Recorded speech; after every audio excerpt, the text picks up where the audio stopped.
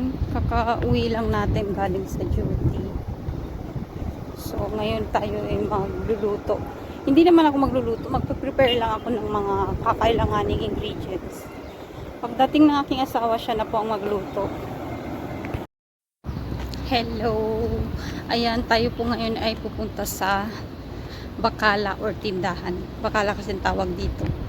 Mamili tayo ng gulay na pang sigang. Malapit lang naman, hindi naman masyadong malayo. Napalayo na tayo. Wala kasi doon, as in wala lahat ng kailangan sa pangsigang. So dito naman tayo ngayon sa medyo malayo. Pero okay lang, baka dito kumpleto na inshallah. Ayan na, may kangkong. Kamuahan? Rialen? Real?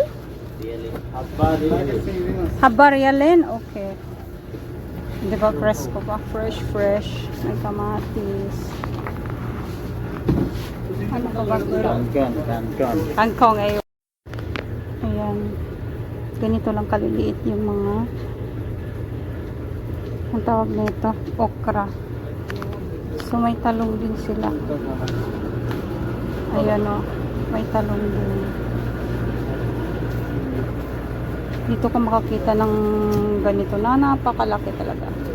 Brother, how much this one? 20. 20? Wahad 20? Oh.